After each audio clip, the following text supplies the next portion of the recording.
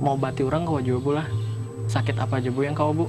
Ya, saya kepala kan badan panas, Badan telinga kurang mendengar Bu lah. Kau juga pakai ini Bu lah. Oh. Nah, bagi bangsawan keturunan Banjar, sasirangan tidak hanya sebagai kain berpola yang diperdagangkan, tetapi juga ampuh sebagai media penyembuhan penyakit sejak zaman silam. Namun kini tradisi pengobatan bahari semakin terpinggirkan, ditelan oleh peradaban. Berikut investigasinya.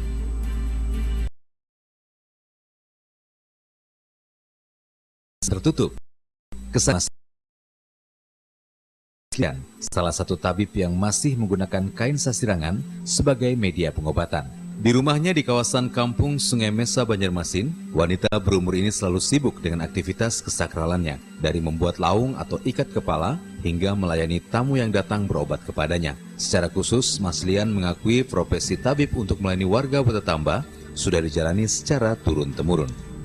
Asan ini Datu. Itu lalu aku 10 beding sanak. Jadi 10 beding sanak tuh rupanya dipilih Allah Ta'ala nang memilih nang mana nang baik nang mana nang jahat. Begitu dia aku dibagi uang mimpi alamat bagian ikam begawi ini tugas presiden. Kena ada anak buah ikam nang menurun. Nah tuh Pak. Lalu ada asalnya menginaku tuh menyuruh menggawi nih. Mbah menggawi ini sip presiden. Lalu ikam kena kalau habis umur ikam mengganti presiden. Laung ini pakai yang sakit kepala atau becogek. Dalam prosesi pengobatan diawali dengan pembuatan kain pamitan atau permintaan. Berbagai persyaratan harus disiapkan, berupa sesajen sebagai simbol pemanggil roh dihadirkannya Patih Lampung Mangkurat dan Putri Junjung Bui.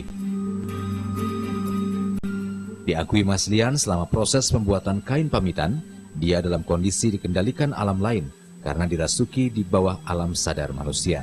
Aku serah mantah lan ampunnya dia bangkat tanding sana aku ninya. Serah mantah itu serah mantah pengennya apa nah jago ku serahkan aja kam serah ikam aja berapa membagi duitnya tuh nah. Hadiahnya tuh. Iya syarat-syaratnya ya lakatan tadi. Lakatan pisang muli, rokok, sesuap. Sihik gambi pinang timbaku tuh nah. Lengkap tuh pamana. Ada berapa banyak itu Bu? 41 macam.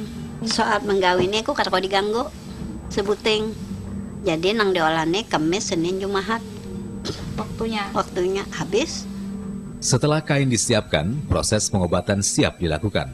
Langkah pertama, pasien atau penderita sakit dimandikan dengan air yang berisi doa-doa yang dipercaya mampu membuang penyakit. Kain paminta yang sudah dibuat oleh tabib diasapkan di atas dupa. Lalu kemudian pasien diberi tapung tawar dan percikan air bunga dan beras kuning.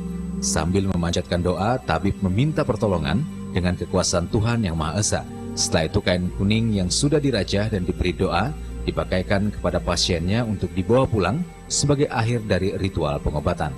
Prosesi pengobatan atau batatamba untuk mengusir roh jahat menggunakan media kain sasirangan ini masih bertahan hingga sekarang. Hanya saja jumlahnya masih bisa dihitung dengan jari.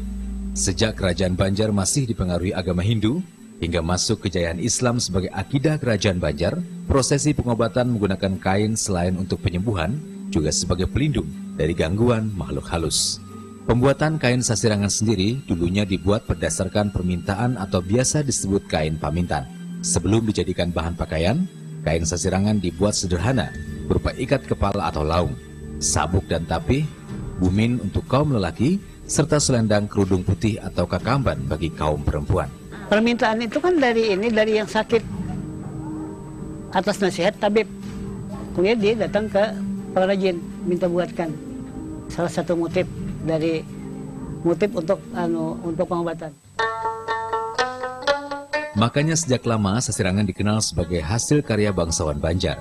Karena selain hanya kalangan bangsawan yang mampu membuatnya, penggunaan kain sebagai media pengobatan hanya berkhasiat untuk keturunan mereka. Pembuat kain sasirangan harus memiliki garis keturunan bangsawan Raja Banjar sebagai upaya untuk menghindari tulah atau kutukan yang dipercaya pada zaman kerajaan Banjar masa silam.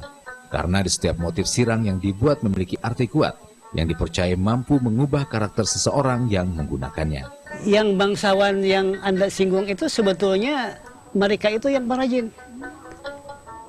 Artinya ada keturunan Gusti. Sampai sekarang ini ada keturunan Gusti yang bikin ini pengrajin. Sebab pada waktu dulu itu pengrajin sasirangan ini tidak sembarang orang. dari keturunan para gusti, para bangsawan. Jadi tidak beredar kepada pengetahuan untuk orang lain pada waktu dulu. Sekarang ini sudah beredar, dipergunakan oleh orang lain. Misalnya gigi haruan. Gigi haruan itu kan gigi ikan gabus. Gigi ikan itu tajam. Jadi tajam ini maksudnya maknanya adalah tajam dalam berpikir. Nah, diharapkan artinya orang yang memakai kain sasirangan itu dengan motif gigi haruan itu dia menjadi orang yang tajam dalam berpikir. Itu antara lain begitu. Namun perkembangan zaman telah mengubah fungsi dan kesakralan kain sasirangan. Globalisasi dan pesatnya teknologi kedokteran telah mengubur cara-cara praktis pengobatan tradisi.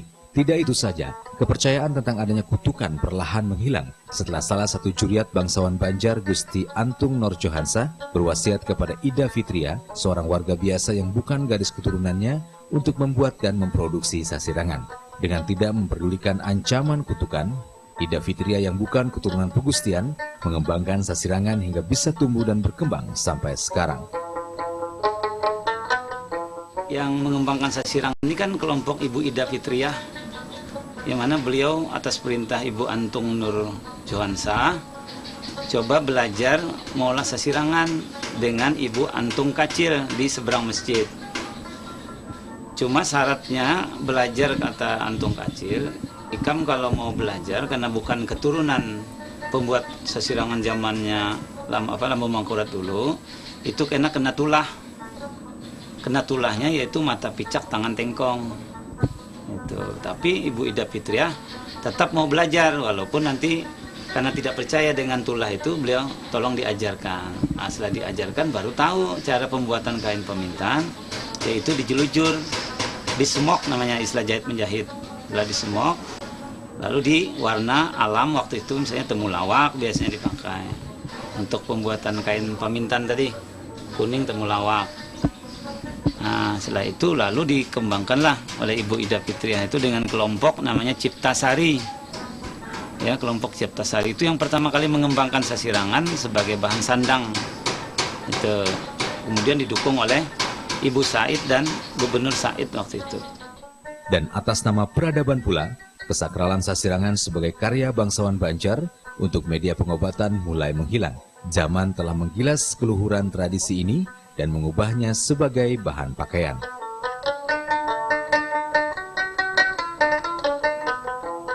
Parahnya lagi, distorsi kesakralan semakin menghunjam perasaan karena tidak sedikit warga yang masih malu-malu mengenakan sasirangan sebagai nilai kebanggaan. Bahkan tidak sedikit pula yang menganggap sasirangan sebagai busana ketinggalan zaman.